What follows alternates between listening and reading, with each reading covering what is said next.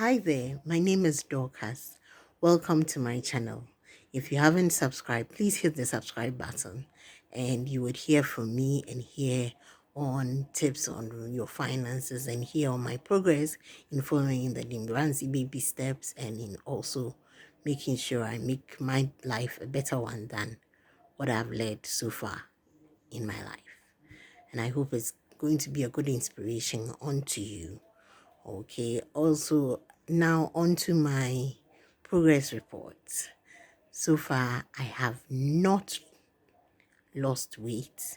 I haven't gained so much, but I haven't lost weight. Last week, I told you I had gained 1.5 kilograms. I think I've added the 0.5 to it now. I am seriously gained 2 kilograms for the past 2 weeks. With career goals, I have been able to make a little progress when it comes to reading the operational manual of my workplace, which is good. It's much better than before. And so I would say kudos, have done quite well with that. Steady with financial goals.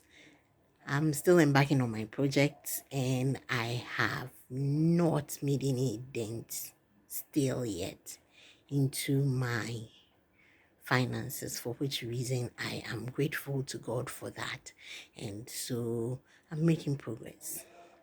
Now to the money on my mind.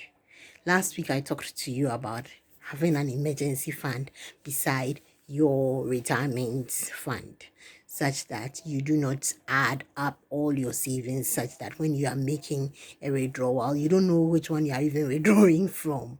And so I would encourage you to separate it. One thing about an emergency fund is that an emergency fund is supposed to be an insurance. It's supposed to insure you when the bad times come.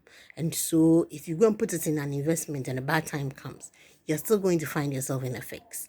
And so it's good that an emergency fund is in a savings. It means you're going to lose a little bit of interest, but it is good because it is an insurance and not an investment. Put money down for emergencies. You'll be surprised. You would say, oh, I have better things to make out of this money. I can make a much better money out of this. I could borrow for an emergency. But when you keep borrowing, you find yourself in a spiral of a mess, such that you borrow, you pay back, and then you go borrowing again, and you pay back and you go borrowing until you get to that point where now you don't have the strength to work, and yet your retirement is bogus. You do not have a good retirement. You do not even have a complete roof over your head, and things are looking really dark and bad. And I hope your health will be good that time. So, because if that comes to add to it, my dear, you're going to be sorry.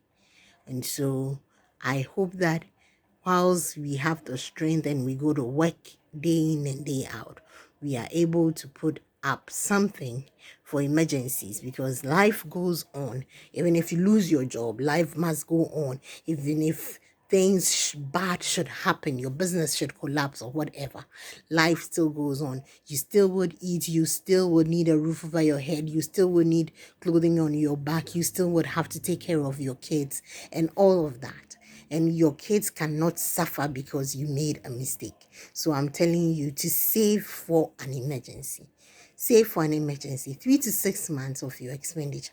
At least when you lose your job and you have a 3 to 6 months of your expenses in savings, at least you have something to rely on whilst you try to figure out how you are going to move on with your life without having a constant income coming in. And so I'm going to encourage you to keep up and save for an emergency. Thank you. And we would continue talking about your savings and your money next week. See you then. Bye bye.